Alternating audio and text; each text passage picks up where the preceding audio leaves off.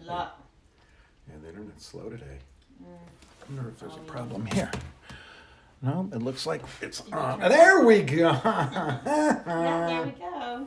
There we go. I see it.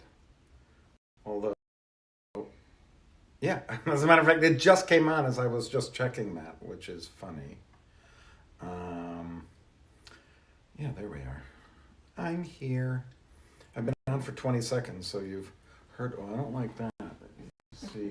See all that stuff back there. So I'm gonna just move this a little bit like that, and I think we're good. Short. Oh, all right. So no, it's sticking. Is it sticking for you? Mm-mm. So interesting. Hmm. And you got Chuck here, and Judy Aronson, and Valerie. Oh, there's people already here. Yeah, Kathy Custer. All right. So I'm gonna trust that it's on, and that we can continue. Hello there. Welcome to our Wednesday Luminous, when at the end we'll ask to feel luminous and loved. This is it's a perfect meta for the middle of the week, right? Because you start your week, you get to that Wednesday, you're like, oh, the weekend's almost here. For most people, that means that you don't have to work. For me, it means it's starting to ramp up. But, you're on that Wednesday and you just need to feel loved a little bit. A little love never hurt anybody. So this is our Passover week. I'm very excited because next week we're going to be doing our meditations according to the Omer count. And I recommend to any of you to download one of the Omer apps. It's like My Omer, Omer Count. There's a whole bunch of apps out there that give you the spiritual dimensions of each week and each day of the week. You go through 7 of those. 7 days, 7 weeks, the 7 times 7 till Shavuot. And we're going to explore each one of those spiritual dimensions on each day. First of all, it's an incredible journey that we're going to take together. Last year, I started about a week after. So I think we missed the first week last year. But I'm very excited for it because it's going to really give us 7 weeks of incredible things to think about that we never would have thought about had we not been counting the Omer and looking at the spiritual dimensions of the Omer time, that time from Passover to Shavuot.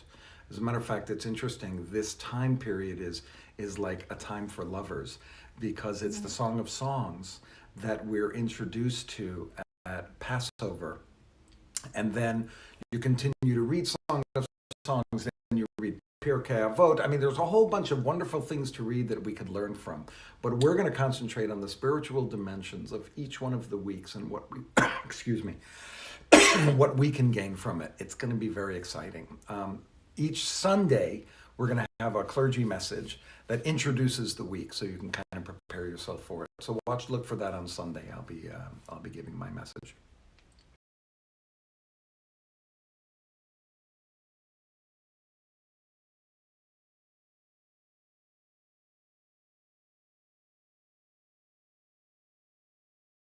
Talked a little bit about chametz, even though I don't remember too much about that. I was basically sleeping through it.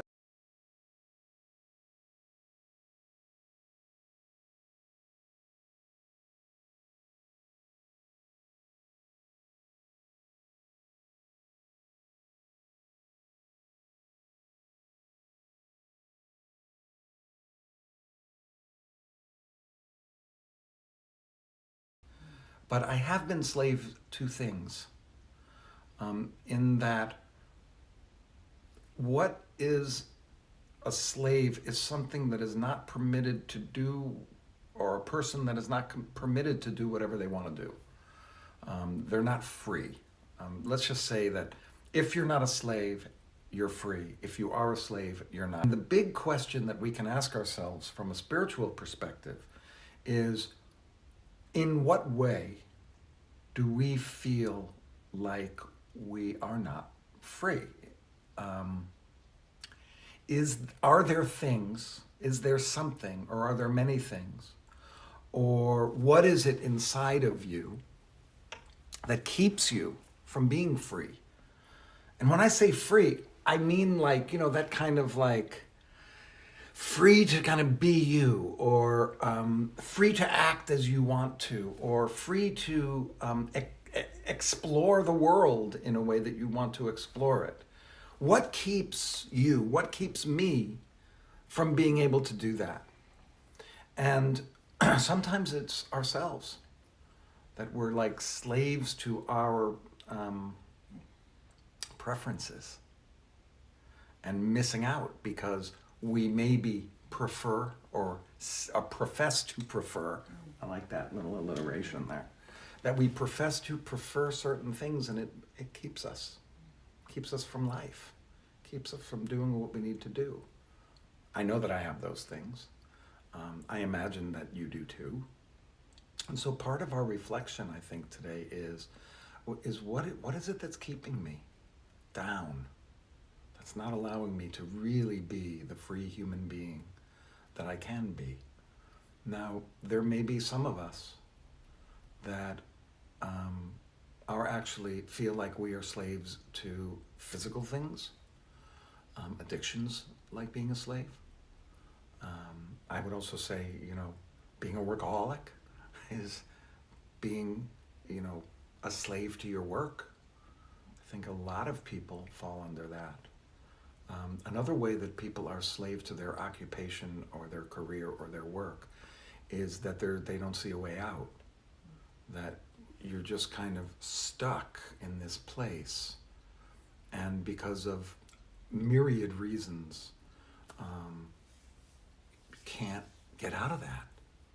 And you may want to, but if you did that, you don't see how you'd be able to live. And I think that's an issue that happens to a lot of professional people, or people that have had a career for a long time, that it's like, well, this is all I know. How could I even do anything else if I wanted to? Or, listen, I've been doing this for so long, I have to keep on doing this. I don't have any other skills, or nobody else would hire me. It's very interesting in my world, in the rabbinate. I remember when I turned 50, even though that was so long ago, I was thinking to myself, wow, at this point, if I stay in this position, I can't leave, because nobody's going to want a 55, 60-year-old person to come in as new rabbi, because how many years can you get from that person? I'd rather have someone 35 or 40 coming in, so you can get those 25, 30 years out of them. I know that sounds strange to say it that way. But, there is that for a lot of us, is that we're stuck where we are because how can you leave? Where are you going to go? And so it's kind of, we put that on ourselves. And that's what I mean by being slaves to ourselves, being slaves to who we are. And if we can branch out at all, how could we do that? If there's something that we feel we need to do that would make us feel free, maybe today is time to think about some of those issues and some of those ideas of freedom and slavery within our bodies and within our souls and within our lives. That narrow place, again, that's what we're talking about. It's so narrow we can't move. We can't imagine how we're going to move. So that's pretty heavy. But I hope that you can take the light that's inside of you and start pulling that out, so that we are free to be us. I also think there's a lot of social constraints that keep us from being us, and we're slaves to society. So in what way are you a slave? And in what way can you make yourself free, or free yourself from that slavery? And by the way, you may not want to. That doesn't mean you shouldn't try. The Israelites, once they were free, still yearned for that time back in Egypt, because that was certain, at least. And the uncertainty of being in the wilderness, A lot of the Israelites didn't want that. They're like, you took us to die out to die in the wilderness here. We were better off in Egypt because at least we were fed and at least we knew who we were. I guess we have to kind of go into our own deserts, our own wildernesses, to discover what our relationship is to our lives and whether we feel like we're slaves to it or we feel like it helps to open us to be able to reach our potential. So let's get ourselves ready. Sorry, went a little longer than usual on my talking. And maybe we'll go 1 minute past 6 today. Let's get ourselves comfortable. Actually, I'm feeling pretty warm.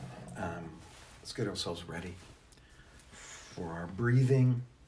Our mind will certainly take us to wherever it's going to take us, and perhaps that will be towards thinking about how we're slaves and how we can be free. But let's just tie ourselves into our breath first.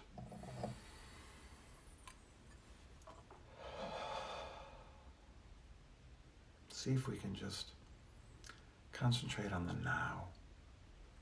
Concentrate on this exact moment in our lives. I mean, there is actually something freeing about that. When we concentrate on our breath and just our being, there's no slavery in that. No one owns that. No one's telling us we can't do this. As a matter of fact, no one ever tells you, don't breathe. Well, they might, but...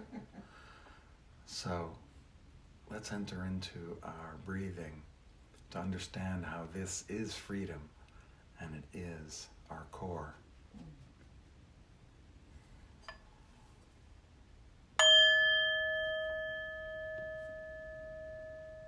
Just regular breaths. I'm not trying to solve anything. Just trying to be.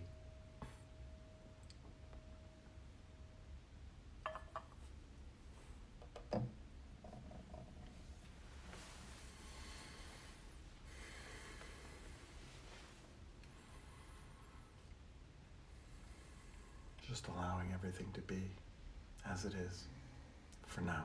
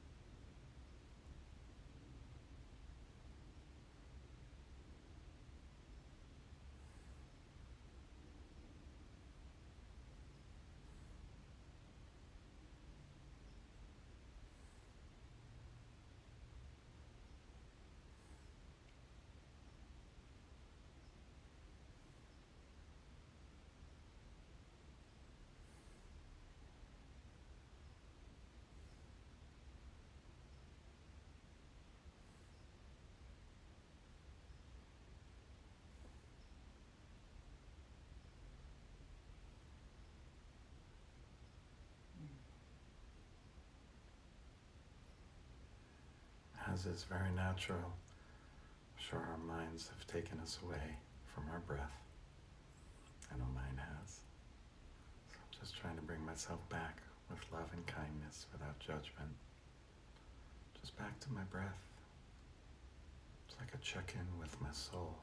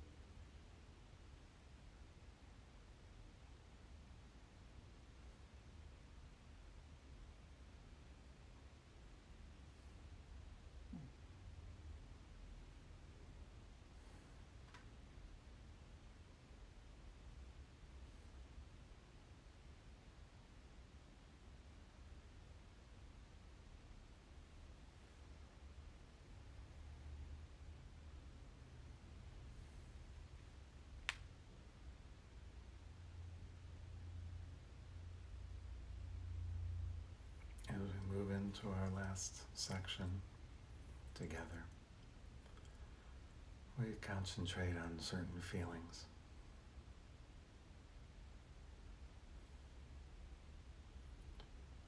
Today, we look at the second of the three priestly benedictions. May I feel luminous. May I feel loved. May I feel luminous, light, shining, glowing, a pristine light that shines through everything. Luminous. And may I feel loved. You know, sometimes we take advantage of the fact that someone might love us. And it's important to notice and feel loved. Gives a sense of worth. Sense that I'm on the right track. May I feel luminous. May I feel loved. May I feel luminous and loved. And with each breath, offer yourself one of these feelings. May I feel luminous. May I feel loved. May I feel luminous and loved.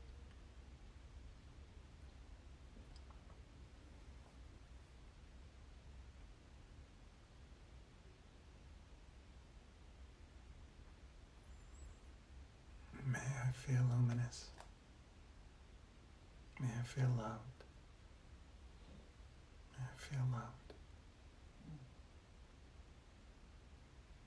May I feel luminous.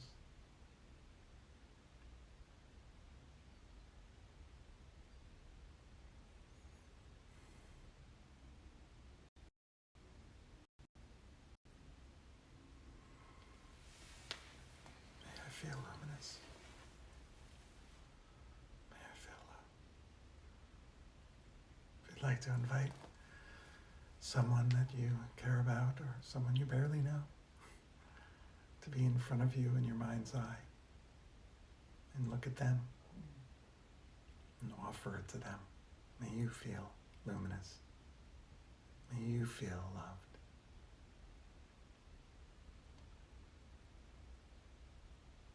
May you feel luminous. May you feel loved. We think of our families. Think of our friends. And isn't it wonderful to wish for them? May you feel luminous. May you feel loved. And on each breath, offer that to the person who's with you. May you feel loved. May you feel luminous. May you feel luminous.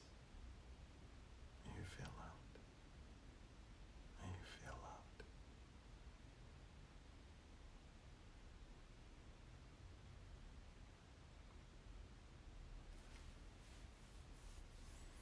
And we just bring it back to ourselves and we ask ourselves those questions. May I feel luminous? May I feel loved? May I feel luminous? May I feel loved? You can also take the D off. May I feel love?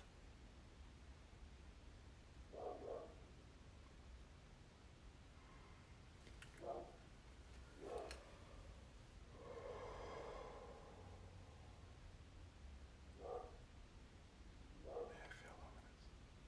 May I feel love? May I feel love and luminous?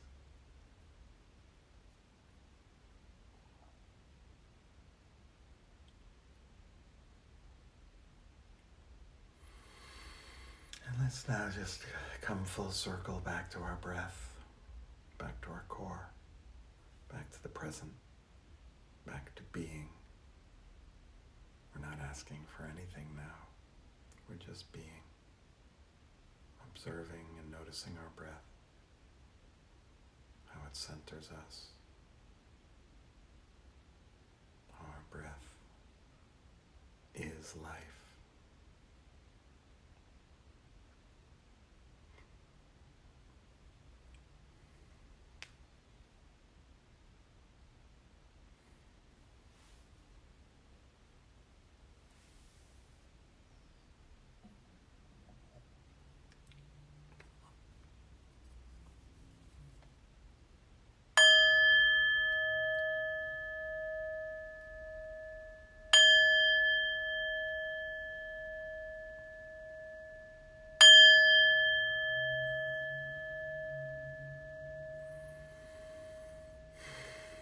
Thank you so much for joining me today. I hope that you were able to find stillness and peace. May you feel luminous. May you feel loved.